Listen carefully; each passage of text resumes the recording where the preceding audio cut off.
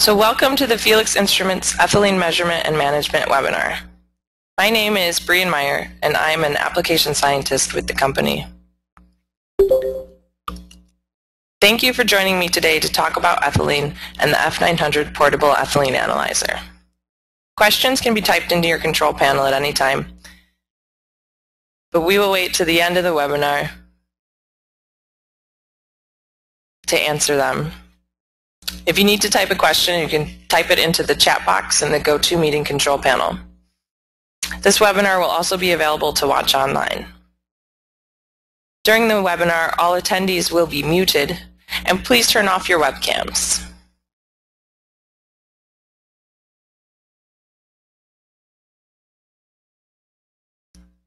We will begin the webinar with some introductions.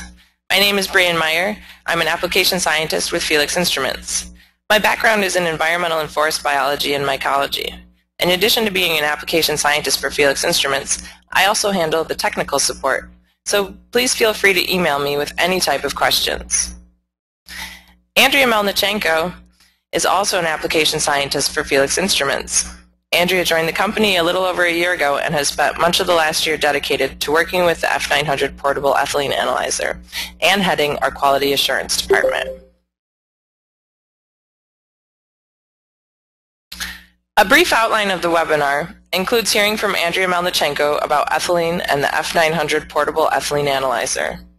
Then we will hear from Stefan Drugendijk from DQFS about his work in cargo surveys. Next up is Chris Hendrickson from Washington State University speaking about his work enabling high-throughput advanced post-harvest study with the F900. Finally, we will hear from Dr. Deirdre Holcroft of Holcroft Post-Harvest Consulting in California. Dr. Holcroft will speak about ethylene measurements in situ, and then we'll wrap up the webinar with a question and answer session.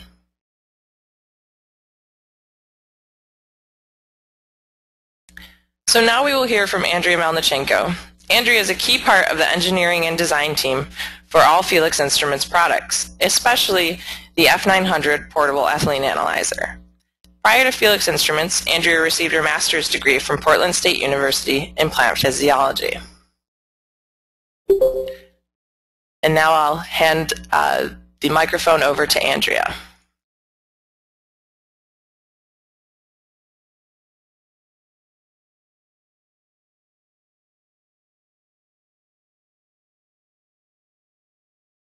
Thank you, Brian.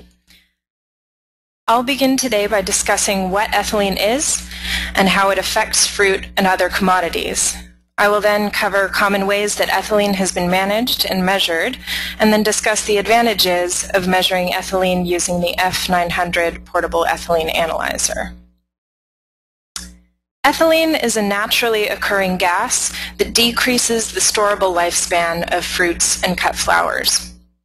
Plants both produce and respond to ethylene. Ethylene is a small, volatile hydrocarbon that readily enters the gas phase once it's emitted from a fruit or vegetable. The ethylene molecule is nonpolar or insoluble, meaning it has a low affinity for water. Plants naturally emit ethylene at various rates, from low to high, throughout their life cycle, and some species or varieties may emit more than others. Plant sensitivity and response to ethylene, which we'll discuss further in the coming slides, may also be high or low and can change with age or variety. In many types of fruits, ethylene advances and speeds up the ripening process. These ethylene-sensitive fruits are termed climacteric. Pictured on the right are three high ethylene-emitting climacteric fruits: kiwi, avocado, and apple. In climacteric fruits, ethylene production increases as fruits ripen. Fruits then sense the ethylene in the air and produce more ethylene, thus stimulating metabolic processes that relate to senescence and decay. Many of you are familiar with the old phrase, "one bad apple spoils the barrel," and in the case of ethylene, this is very much the case. All it takes is one high ethylene-emitting fruit to advance the ripening of ethylene-sensitive fruits or commodities in the area. In addition to speeding typical ripening processes, ethylene can also exacerbate disorders such as scald, stem end rot, and gray mold. Not all ethylene-related effects are negative, however. In non-climacteric fruits, such as citrus, ethylene is used to degreen the peels of ripe fruits because the molecule breaks down green chlorophyll to expose the orange-colored pigment present underneath. Pictured here is a table of ethylene production rates for common fruits and vegetables. As you can see, ethylene values can range from very low rates, as is the case with citrus, leafy vegetables, and many cut flowers, up to higher production from bananas, apples, and kiwi fruits. For many commodities across ethylene production rate classes, even very low concentrations of ethylene will initiate the maturation process. Sensitivity to ethylene also varies, with low and high producers sensitive to even very low concentrations of ethylene. Thus, for many important commodities, ethylene is managed to maintain very low concentrations throughout the supply chain. Which brings us to the next portion of our talk, measurement and management of ethylene. For most of you in attendance, the question, why measure ethylene, can be answered to manage or mitigate ethylene and its effects. The most common ways of managing ethylene are to ventilate the environment, alter the composition of the atmosphere with other gases by changing the ratios of gases like CO2 and O2, or by spraying compounds like 1-MCP on fruits to block ethylene receptor sites. A number of commercial solutions are available to manage the effects of ethylene, ranging from chemical applications to a wide range of ethylene scrubbers. But in order for these to be used effectively and in a way that minimizes the costs associated with ethylene management, concentrations of ethylene present must first be measured. For many commercial applications, accurately measuring ethylene for a low cost has been a challenge. Gas chromatography is the gold standard for ethylene measurement. However, it is costly, time-consuming, and is the case with most lab-grade equipment, the expertise associated with gas chromatographs means that it is unavailable for most sectors of the market. Gas chromatography provides users with a single point-in-time measurement, and to measure changes in ethylene over time, many samples are needed. A low-cost solution for many points along the supply chain are tubes like the one pictured on the right. However, running assays such as these and reading the results can be highly subjective, especially at low concentrations of ethylene. Finally, a number of real-time ethylene sensors are available which utilize different types of sensor technology, the most common of which are photoacoustic and electrochemical. The F900 portable ethylene analyzer from Felix Instruments offers an accurate, low-cost solution for ethylene measurement to all levels of the produce supply chain. In the following slides, I'll describe various functions and applications of the instrument.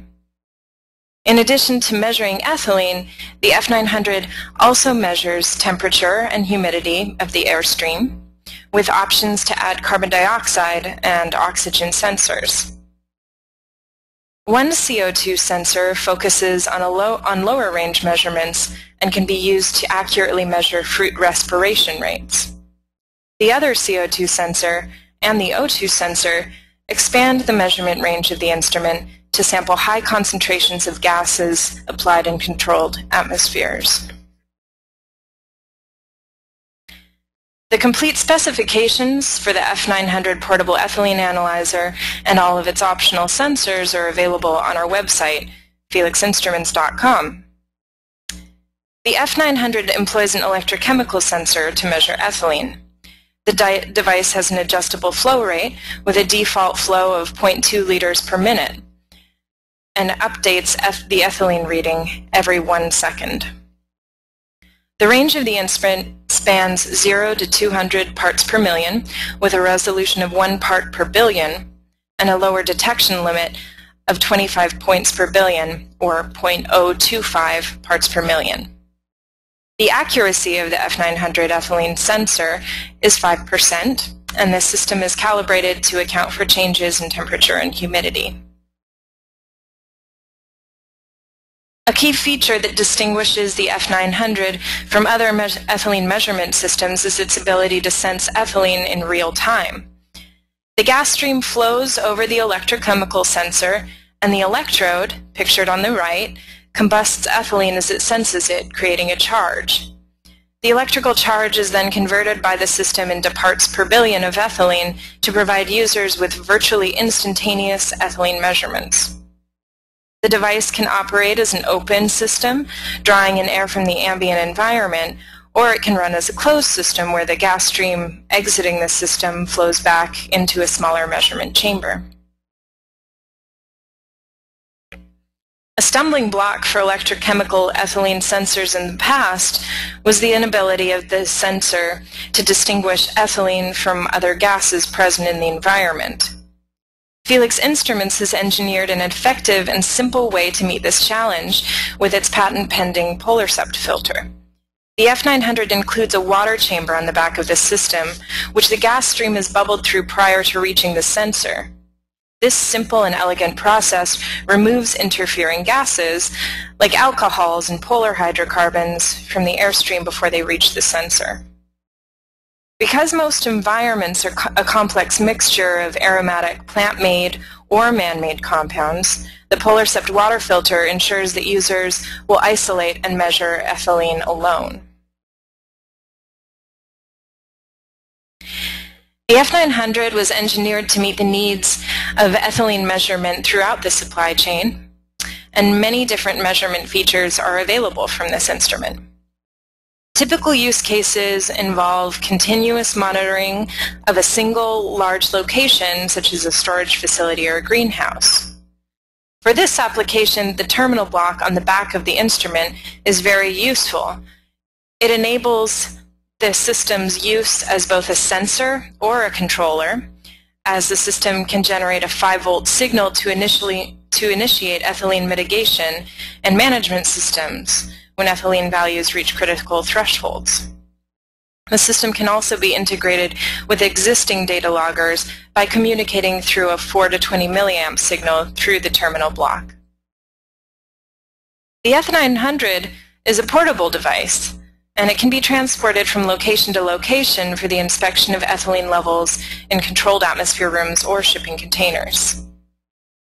Using the fruit chamber, which is available with the F900 research kit, users can also measure ethylene in respiration from a single fruit or leaf, even while it's still attached to the plant.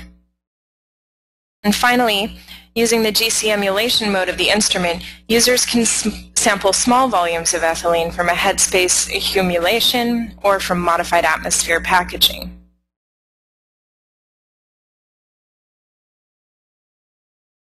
Before we hear more about the applications and use of the F900 from our guest speakers, I want to highlight 2 recent uses of the F900. Our system is being used to monitor the levels of ethylene that are introduced into citrusy greening rooms to aid in the breakdown of chlorophyll from citrus peels. By maintaining a precise level of ethylene in each environment, uniformity and quality of the citrus is maintained, and the risks of developing disorders like fungal infection associated with high levels of ethylene during degreening can be avoided. The ethylene analyzer is also used to monitor the levels of ethylene present in long-term bulb storage facilities. In the past, ethylene has been managed in rooms like the one pictured on the right through constant ventilation, by drawing in new air and exhausting the air in the rooms. However, this method of management can be very costly. In addition to the energy needed to constantly run the fans and ventilation system, the room often must be heated or cooled to account for the difference between the new air and the desired temperature for bulb storage. The remainder of today's webinar will feature more use cases from a variety of F900 users.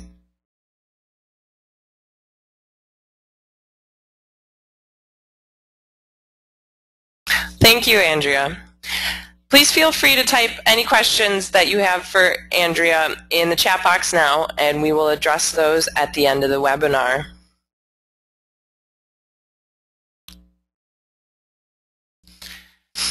Next up, our next guest speaker will be Stefan Drugendijk from the Netherlands. Stefan is a senior cargo surveyor working with DQFS. All right, Stefan, let me unmute you. And there you go, Stefan. Thank you for coming. Yep. Okay. Well, good morning, Bree. Good morning. Andrea, thank you for having me. Yes, thank you for coming.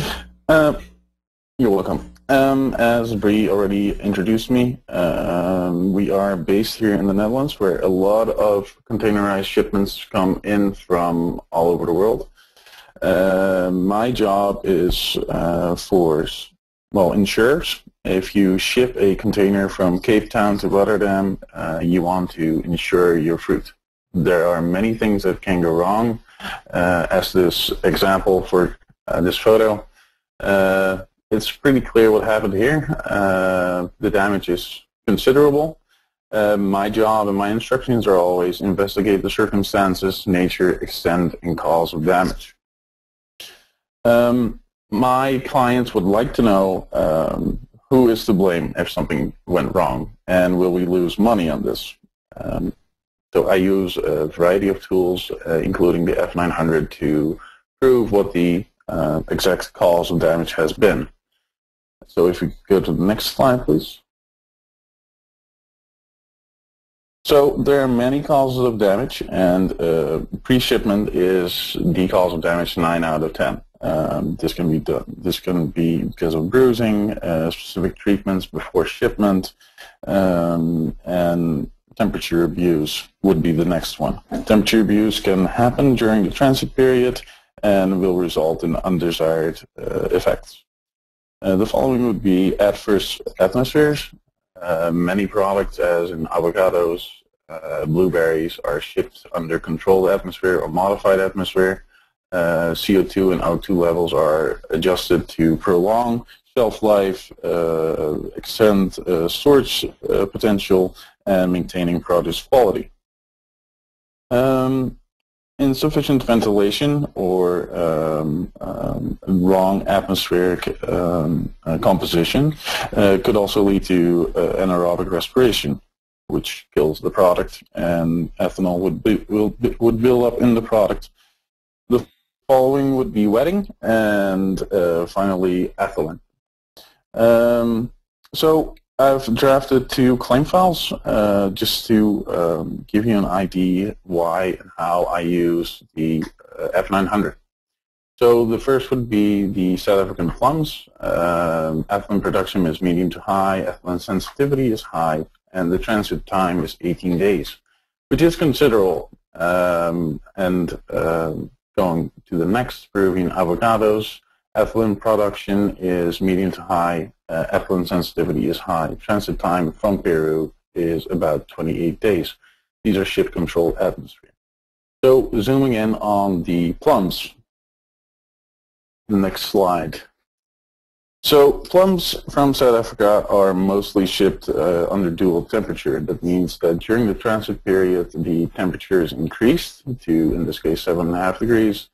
This to avoid internal breakdown or killing. The killing temperature range for plums is between +2 and +7 degrees Celsius. And in this specific sample, this container was claimed because of the temperature deviations. Well, based on the temperature printout, these are actually the transit temperatures taken by a mobile recorder placed inside the container. The receiver of the goods claimed because of the temperature issues or the slight deviations, if we would look at this graph, we would think, well, I think this would be an okay arrival still. So if we go to the next slide. Yeah. So this container load consisted out of 2 varieties. On the left you see yellow plums, and on the right red plums, obviously. Yellow plums are very sensitive to skin blemish because of movement and vibration. Red plums a little less. So just to give you an idea, if something goes wrong, the extent you can see on the left bottom side, it's lost $25,000. On the right, the proceeds were still fine, and it was $20,000 plus. The thing here was that the temperature of the yellow plums was 18.4 degrees, and the pulp temperature of the red plums was still 0.5. And this was an issue, as the yellow plums were unsound, overripe, and there was a presence of decay. So looking into the cause of this, I examined the packaging type, which you will find on the next page, yes. So here on the left, to protect the fruit from skin blemishes, they've placed 2 or 3 foam sheets, 2 packing trays, and they've placed inside a liner. Obviously, temperature and ventilation cannot be controlled in this type of packaging because of the density.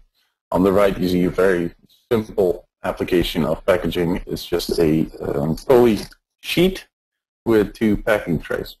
So what I've done in this case, I've used a syringe for the left side packaging and drafted samples to use for the F900s. On the right, I've used it for with the research chamber that comes with the kit, and I've measured the ethylene concentrations. And obviously, the left side packaging is, well, would not be very good way to ship your fruit. The next example is with avocados, and avocados is becoming increasingly popular here in Europe. Always shipped, or mostly 99% shipped under CA, so controlled atmosphere. This obviously to lengthen storage potential and to suppress any type of mold development on the fruit. The thing is that once you introduce, or the fruit produces ethylene, the fruit becomes very sensitive to grape pulp. And grape pulp has huge post-harvest losses in this fruit. On the left here, you see checkerboarding. So when ripening is uncontrolled, you see green fruit and black fruit. This is the variety Haas, which always turns black once it's fully ripened. And on the right, you see slight grape pulp. The grape pulp is a combination of ethylene concentrations, the length of storage or the age of the fruit, and chilling. So if we go to the next slide. Yeah, these containers here on the left, this is the rear of a container, so the doors have been opened. A curtain is placed inside the container because the door seals are always very leaky. And this, well, would have ensured that the CA levels were maintained. However, that was not the case, as you see on the right.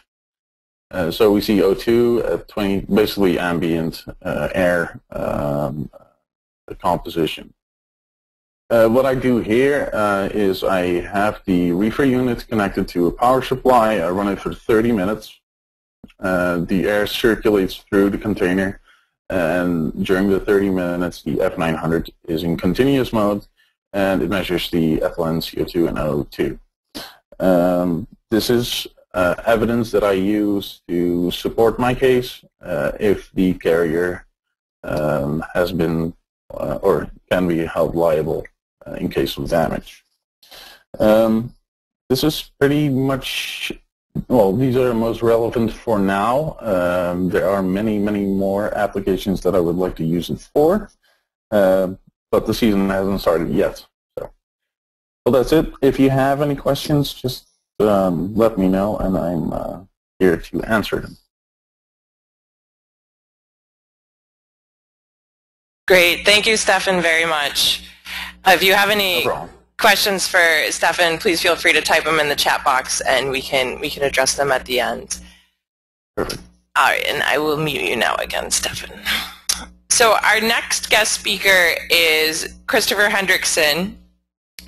Chris is from Washington State University, where he's pursuing his PhD. Chris is studying genetic mechanisms in the regulation of climacteric fruit ripening and the role of chilling and ripening induction. And Chris is in Dr. Amit Dhingra's lab. So thank you for coming, and take it away, Chris. You're welcome. All right. Well, as Bree said, I'm a finishing PhD student in a genomics and biotechnology program here with Dr. Amit Dhingra at WSU. Primarily, but not exclusively, we study some of the main agricultural commodities in the Pacific Northwest, mainly being tree fruits. And what we study primarily are cherry, apple, and pear. When I walked into the lab, I was given the option of the three, and you know, I've always associated myself with the underdog, so I chose to study pear. Next slide, please.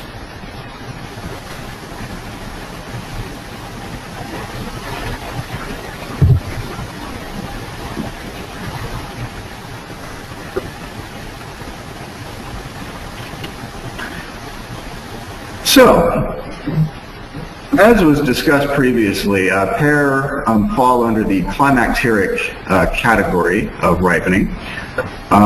This is characterized by a burst in respiration and ethylene production. And other commodities like cherry and even strawberry don't exhibit this. So this behavior has some rather profound impacts on the post-harvest market for pear and pretty much any large-scale, high-input agricultural commodity. However, unlike other climacteric systems, pear do have some rather unique ripening biology and post-harvest responses, things like responses to 1-MCP or smart fresh. Unlike apple, which are harvested not only at physiological maturity, but horticultural maturity as well, pear are harvested at physiological maturity, but not horticultural maturity. And that's a subtle difference, but it does have rather profound impacts not only on the post-harvest market and related industries, but that final consumer experience as well. If you were to walk up to an apple tree at the time of harvest and snap off a nice juicy apple and take a bite, you'd probably enjoy it very much. However, if you were to do the same with a pear, you might actually break a few teeth in the process. And that's because pear require a prolonged exposure in chilling to induce that autocatalytic burst in ethylene production. And this typically precedes, or immediately precedes, the induction of ripening processes. So we have this unique ripening biology inherent to pear that has a lot of impacts, economic impacts, and also on consumer appeal. Compounding these challenges are the fact that pear have some unique responses to 1-MCP. Unlike apple and tomato and even mango and banana, where smart fresh products are used with great success and thereby dramatically expanding the geographical reach of a market, pear exhibits at the very least variable recovery periods by genotype to 1-MCP treatment. And where apple commodities are typically treated with 1-MCP at the part per million level, even part per billion level applications of 1-MCP to Anjou and Williams or Bartlett pear can result in fruit either being sort of permanently locked in a state where they're unable to reacquire a competency for ripening, or at the very least exhibit some variability in the time required to regain that competency. And so because of these challenges, we have a bit of a bottleneck in the fresh pear industry in terms of delivering a uniformly high quality fruit to the point of retail market. We'd like to be able to understand the mechanisms controlling these unique responses in pear so that we can better ripen fruit where and when it's required to optimize fruit quality at the final point of retail sale. To do this, we need to make sure that we're testing our fruit and exploring those genetic underpinnings from an equal physiological footing in our sample fruit. And what this translates to is we can't really test fruit that have been in cold storage for 1 week and make substantive conclusions against fruit that have been placed in cold storage for 1 to 2 months. So this means we need a highly accurate, but more importantly, high capacity, high throughput system to correlate our genetic and molecular observations to physiological data. Next slide. Okay, so with all that in mind, I'd like to just introduce you to our existing experimental infrastructure. Through a kind grant provided to the department in 1983, we had a customized post-harvest monitoring system built for us. As you can see here, it is based off existing, at the time, existing GC FID technology. With this, however, we're using not only a flame ionization detector attachment to the GC, but an integrator as well. And so this allows us to acquire not only ethylene, but CO2 data as well. As you can see, we've used a 76 custom-built chamber array from plexiglass panels and sort of glued together with dimethyl chloride. A very expensive, very difficult and challenging construction process. Oh, okay. Looks like my volume's working now. Good. Not only that, but for our hardware to sort of interface and properly sample the headspace from the array, a team of engineers and programmers, and this is again in 1983, had to have on the order of 12, and I later found out after making this presentation that it was actually 25 custom printed circuit boards to interface with the hardware and controllers and solenoids, opening up and closing these valves, sampling headspace air from each chamber. Over the years, these boards have failed at various intervals, and microcontrol valves, which sort of gate the flow in and out of these chambers, have also failed. The overall message being that this is a rather expensive, very laborious platform, and there's simply room to be improved. And if you combine these challenges with some of our experimental needs now, we've been looking elsewhere to satisfy our research goals. In general, we need a greater throughput capacity so that we can get fruit as soon as it's been harvested every season, minimize the amount of chilling hours that these fruit have been exposed to either prior to or just after 1 MCP application, and acquire our physiological data. Next slide, please.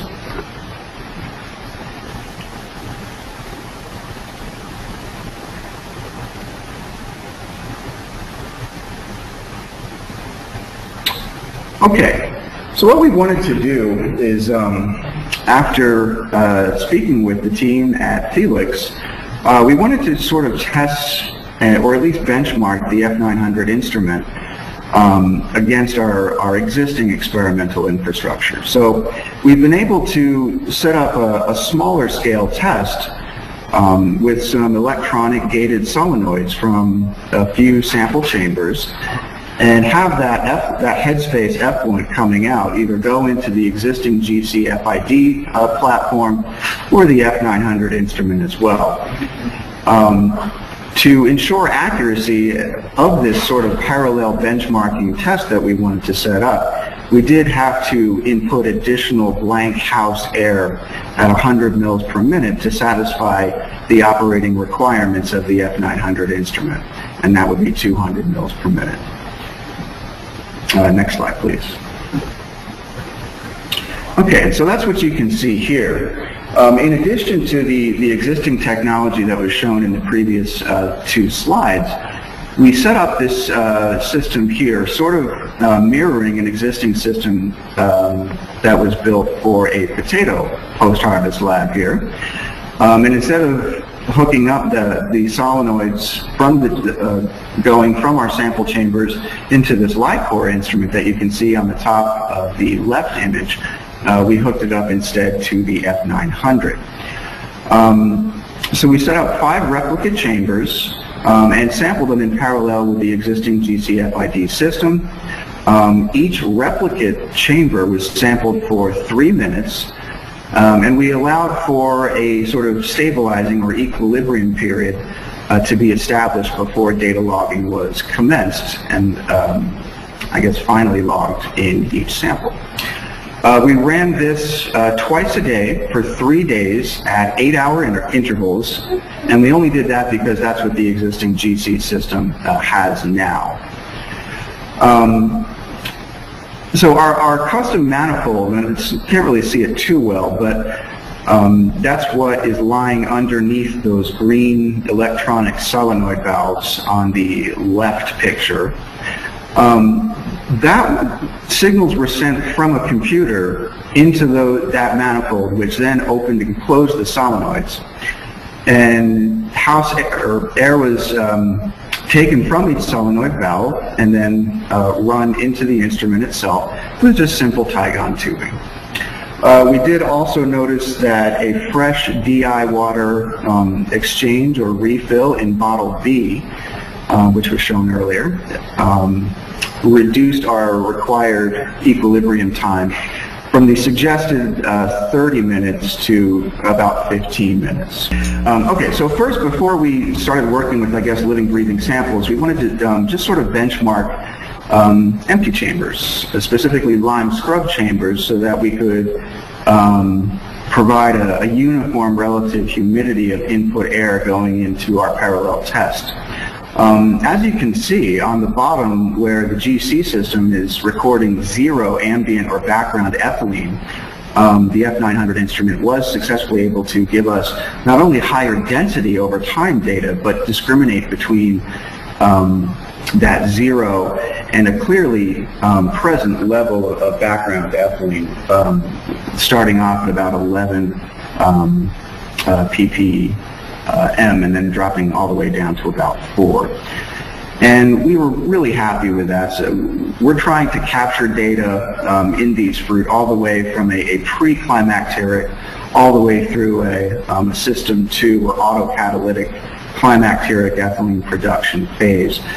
And the amount of ethylene produced in comparison between these two systems can sometimes exceed 2 or 3 logarithmic units. So we really wanted something that was able to capture this data from a broad dynamic range.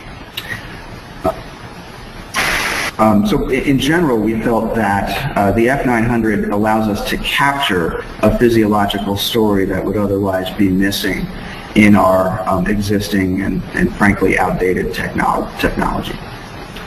Next slide, please.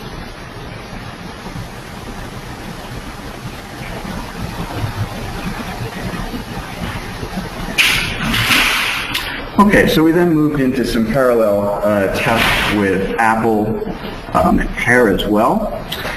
And as you can see, with the tighter density of data, we were able to capture more of a story occurring, where even in the apple comparison up top, where we see a fairly flat level of ethylene production, we can see cyclic production, spikes, valleys, and obviously this is going to be something associated with a more sensitive piece of equipment. And we feel that by averaging out that higher density, we can better capture the physiological story going on in our experimental samples. Next slide, please.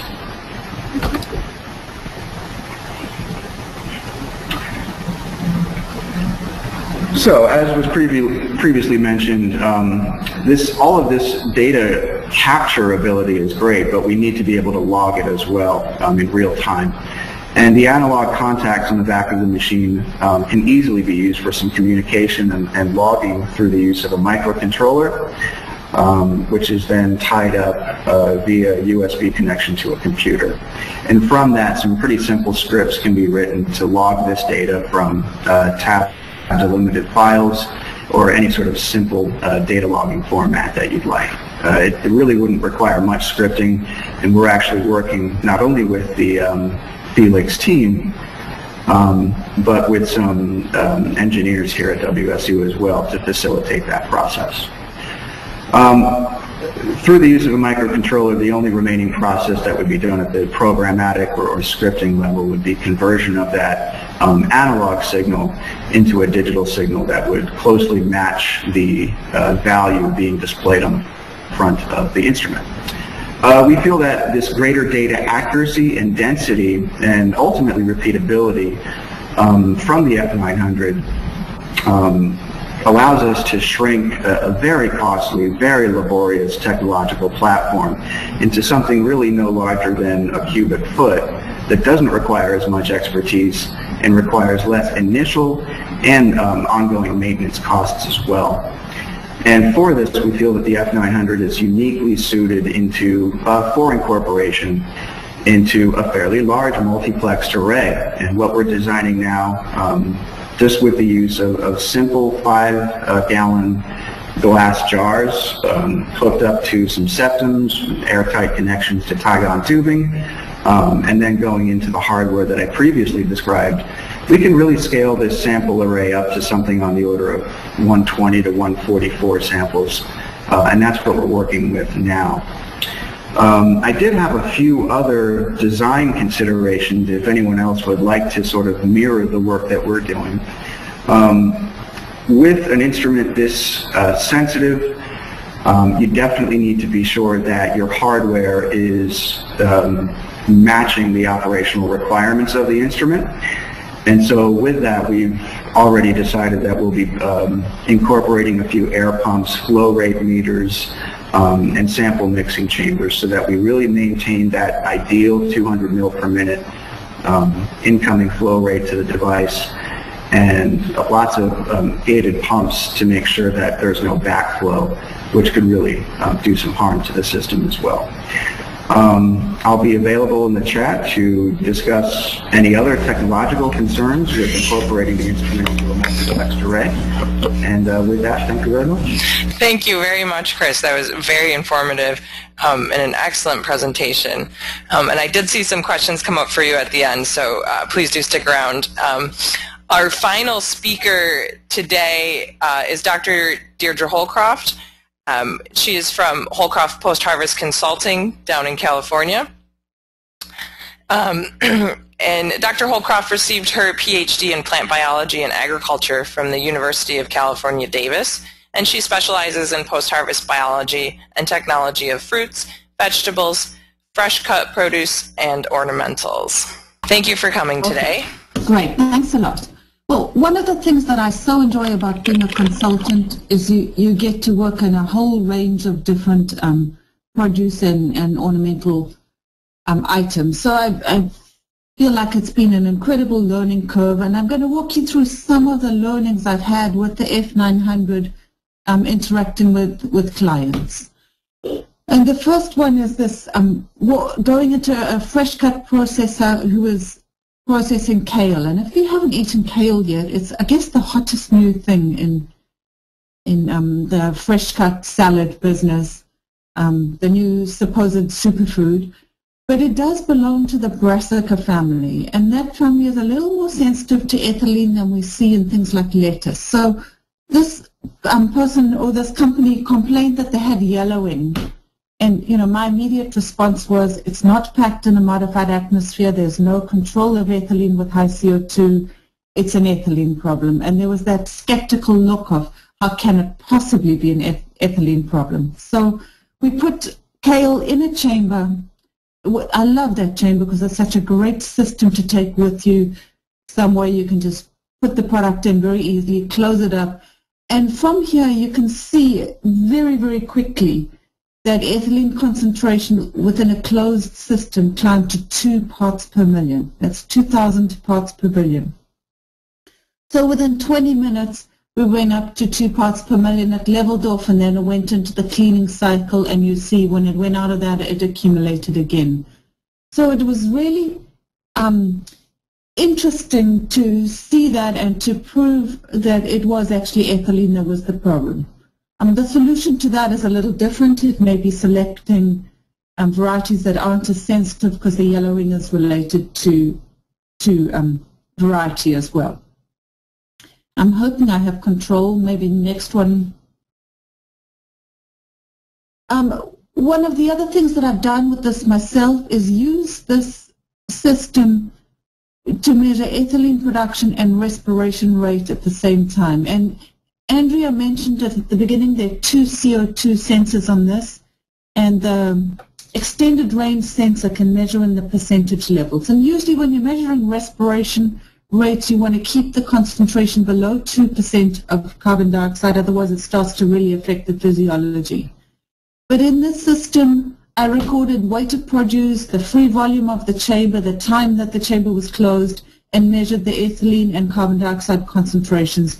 And of course, temperature is an important thing to observe, because respiration rate is very much affected by temperature. So it was a great system to measure these 2, and in the next slide I have the data on what happened when I did that. I'm showing you data that I had on apple and blueberry. So first on apple, the ethylene production rate in microliters per kilogram hour at room temperature was 1.26. Respiration rate was 10.5. In blueberry, ethylene production was 0.16 and respiration was 11.1. I went back to the published literature to see, does this tie in? I don't have any other way of measuring this. And the apple respiration rates at room temperature were in line with the published rates that come out of the post-harvest technology textbook, CADA 2002, if you want to go and check it. What was really interesting, though, was that the apple ethylene production rates were much lower than the published rates. Now, bear in mind, this textbook was published in 2002, and there wasn't as much use of 1-MCP at that stage. And I suspect what's happened is that these apples were treated with 1-MCP, and hence the ethylene production was lower. And that's a very typical response that we see in apple. When I looked at the blueberry and compared it to what's published, it was completely in line with published ethylene production and respiration rate data. So I really like this system for those of us who need to know these measurements in industry and don't have such an easy system like flow boards or closed systems to do it. So it's just knowing the closed system calculation can get you to this. And then, I get to play with this equipment. So I wanted to mention a few of the other things I've done is I've tested it against another analyzer. And bear in mind, I don't have access to a GC. My lab is very simple. Sometimes it's the kitchen, and other times it's my refrigerator and a bench in the garage, so it's kind of fun. But I've compared it to other sensors. With the one, I got a reading of 1.9 parts per million. And on the F900, I got 1.875 parts per million. So basically, 1 read to 3 decimal places, 1 read to a single decimal place. It gave me a lot of comfort that this is working at those levels. Other things I've played with is testing it with ethylene absorbers, so potassium permanganate, activated charcoal, and definitely found a reduction in ethylene. So it's a useful tool. One of the challenges I had by not being in a lab and not having a source of ethylene to put into the chamber was that I would build up ethylene in the chamber with produce and then open up the chamber and either leave the produce in and drop the sachet in and measure what happened over time, or I would take that produce out and sort of measure it and see what happens. So I haven't shown that data for you because it's very hard without a good standard to know what's going on. I've used a similar system where we ran an ozone generator overnight, and it was in a room full of Bartlett pears in California, and we were getting a really serious ethylene problem. So the ethylene would increase up to 10 to 20 parts per million in that room in the day, and then you'd put the ozone on and you would see it drop again. I saw somebody ask a question that's actually an excellent question. Is the ozone actually, is it interfering with the way the system works or not? And that's a question I always had when I was doing that in practice, so I'm curious to know the answer to that too. Another comment I want to make is that I've taken this analyzer into a tissue culture lab and had a lot of interference from alcohol. What happens is they spray all those laminar flow venters with isopropanol, and it overwhelmed the polar sep filter. So just be aware if you're using this, and I've seen the same problem in a gas chromatograph, is keep the hand sanitizer away. You don't want to overwhelm that polar sep filter that easily. But I really saw off-the-chart readings when I was using the F900 in that situation. And we did ethylene back up on a GC and knew that that wasn't the case. The next slide is actually less about the F900 and really something that I feel strongly about when we talk about ethylene is that so often in the literature 0.1 part per million or 100 parts per billion is quoted as the threshold level of ethylene for activity. But if you dig down into the literature, that's not actually correct. The half maximal concentrations of applied ethylene for most reactions were between 100 ppb and 1 part per million. But the threshold level concentrations were less than 100 parts per billion. So we're getting action at very low concentrations. I think that the greater ease in measuring ethylene will lead to a greater understanding of what it's doing. There's also some really excellent work out of Australia, out of the Wills's lab. He's retired now, but still got some great publications out. And also from Bruce Bugby's work in Utah, where they're really looking at what happens when you grow in an outer space and what's happening in a closed system.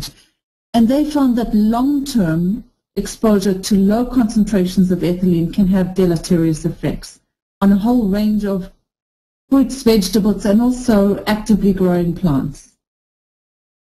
So some examples of that I wanted to share with you is flowering of some cultivars of tulip bulbs is reduced by exposure to ethylene concentrations of 10 parts per billion for 10 days.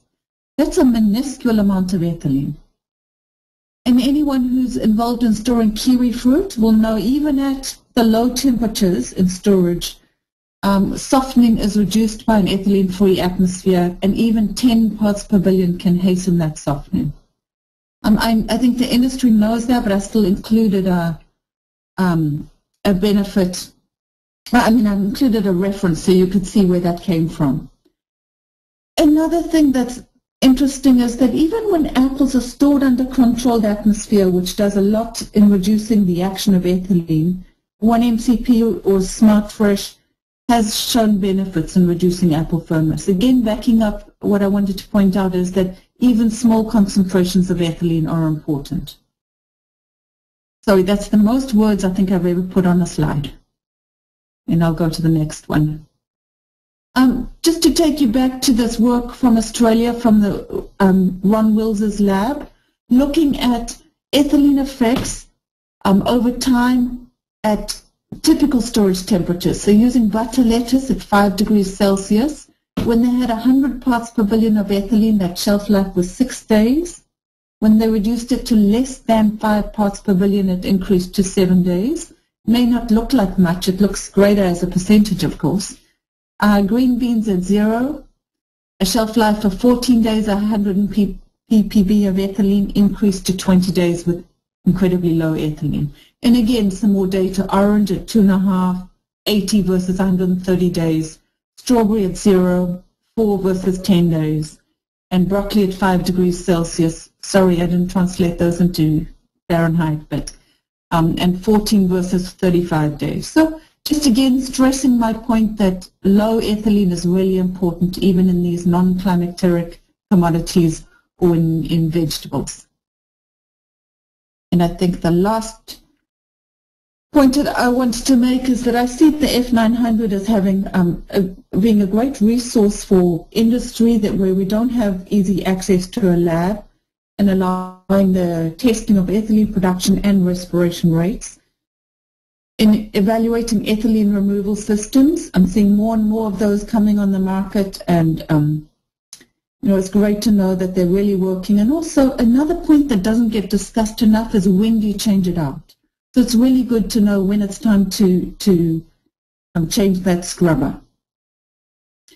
And as Andrea pointed out, it's really good in monitoring ripening rooms, degreening of citrus, cold storage rooms. For example, it's a great idea to monitor that in kiwi fruit. And I believe from work that I've been doing with various clients that ethylene is accumulating in distribution centers and in supermarket back rooms. And the more we can lower that, the longer the shelf life and the less shrink they'll get out of that. So it's just some ideas of where I think this is a useful tool, mainly because of the portability. So I think that's all from me. Thank you. I look forward to some questions. Great. Thank you for that very informative presentation, Deirdre.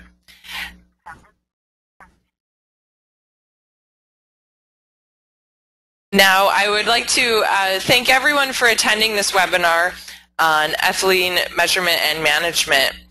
For more information on how the F900 portable ethylene analyzer could be used in your application, please contact our application scientists, either myself or Andrea Melnichenko. Please visit our webpage for more information about evaluation instruments and specifications. You will be able to rewatch this webinar online. And if you have any pricing questions or would like information about that, please contact Judith Edwards. So now we'll open up the floor for some questions.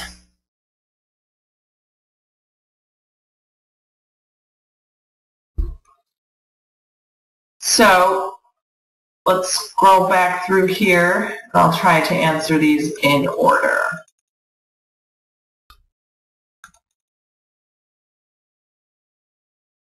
So the first question I'm coming across, can the detector be connected to existing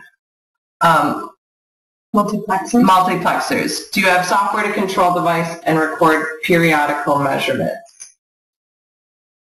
So I can handle that question. As it currently stands, the terminal block on the back of the device can be interfaced with existing multiplexers using that 4 to 20 milliamp output that Chris was really discussing. We do have a project underway to provide software that will help facilitate this and make that transition easier. So that would be something that allows the device to be connected to a PC, allows it to run or to communicate wirelessly, or allows it to communicate using that back terminal block, depending on your needs and preferences. So the short answer is yes, and there's more to come on that front. All right, it looks like the next question was from Deirdre to Stefan, and that he answered it about the concentration in plums. So let's find the next one. The next question was also for Stefan. What were the ppm ethylene in avocados? And Stefan answered that when controlled atmosphere is effective and scrubbers in place, it was 0.8 parts per million. All right, the next question from Ben. When using a citrus degreening room, how many of the units are typically used in one room? And thanks for that question, Ben. I can handle that as well. Currently, the citrus degreening applications that we've seen have involved using the system as an inspection device.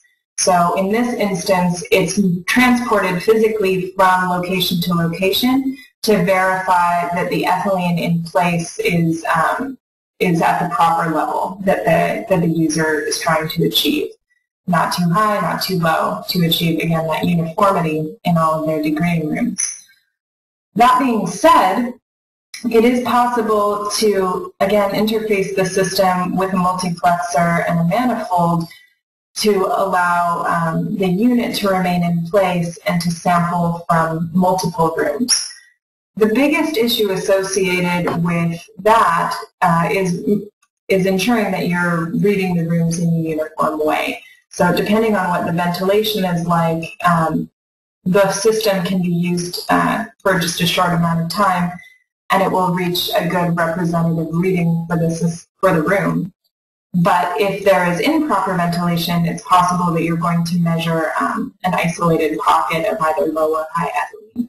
So it is somewhat context specific in that case, but again, it's very simple to physically move the instrument from location to location. All right, great. Thank you, Andrea. Let's find the next question here.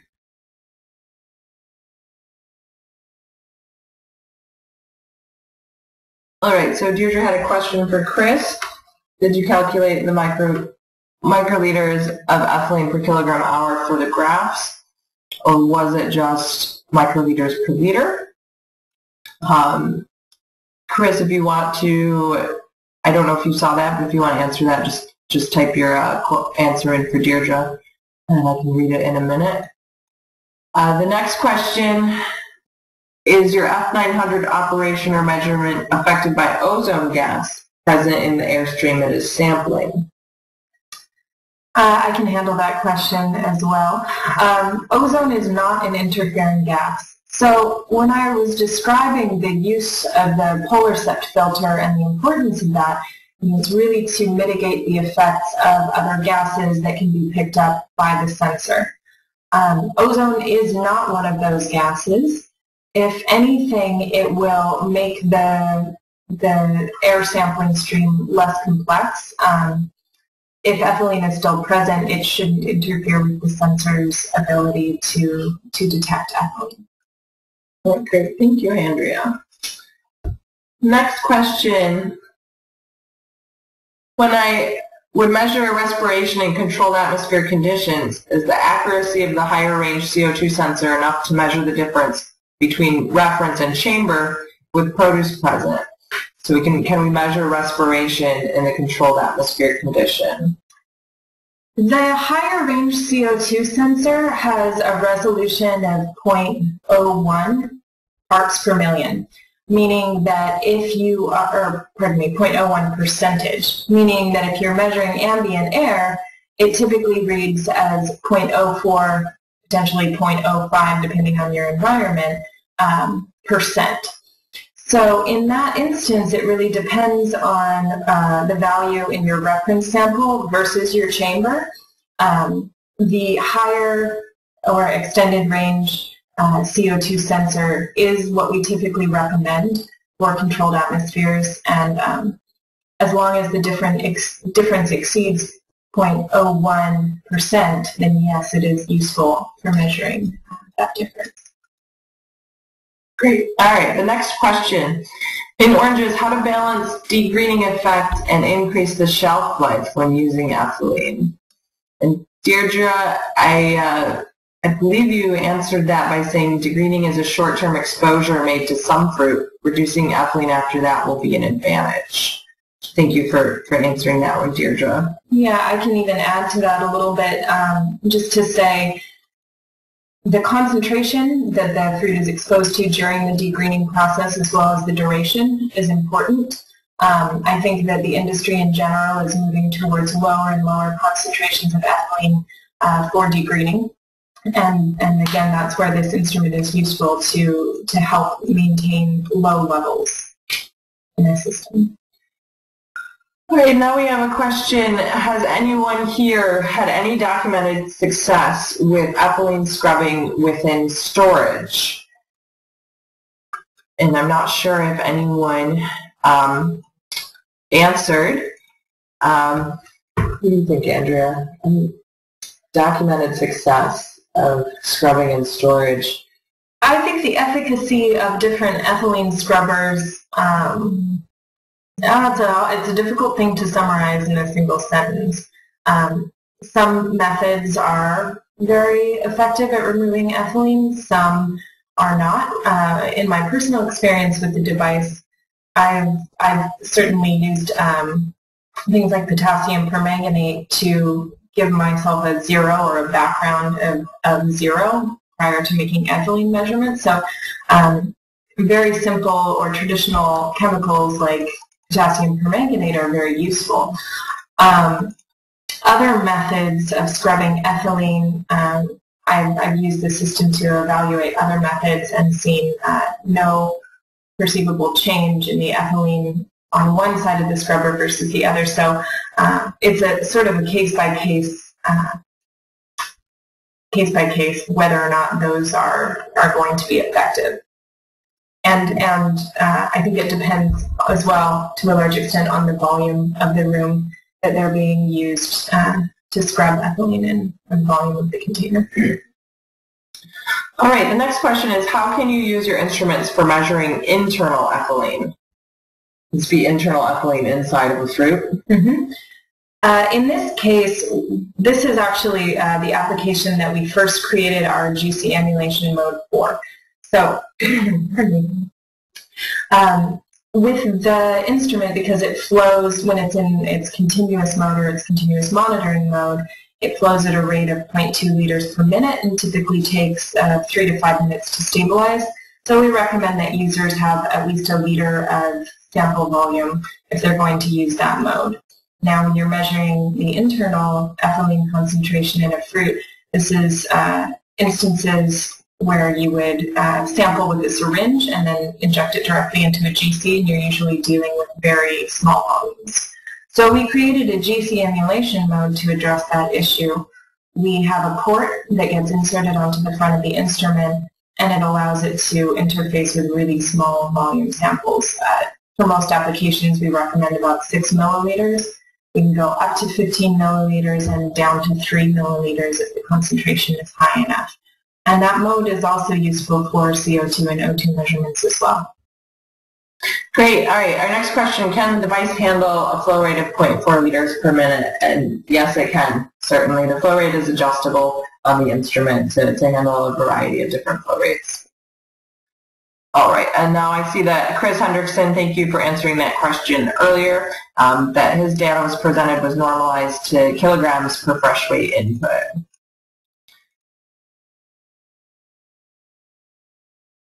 Okay, and then we had a couple more comments about the scrubbers. So I've gotten to the end of the questions in my chat box, and we'll kind of wrap up the webinar now. If there's any final questions, please type them in the chat box now. Otherwise, I would like to just once again thank everyone.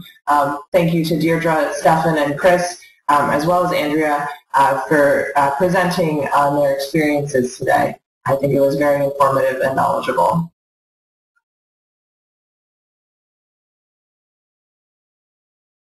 I think we'll leave the webinar rolling for a little while longer so that the discussion can continue. And again, thank you very much to all of our speakers and to all of you for attending today. And feel free to email Bree or myself if you have additional questions. All right, thank you.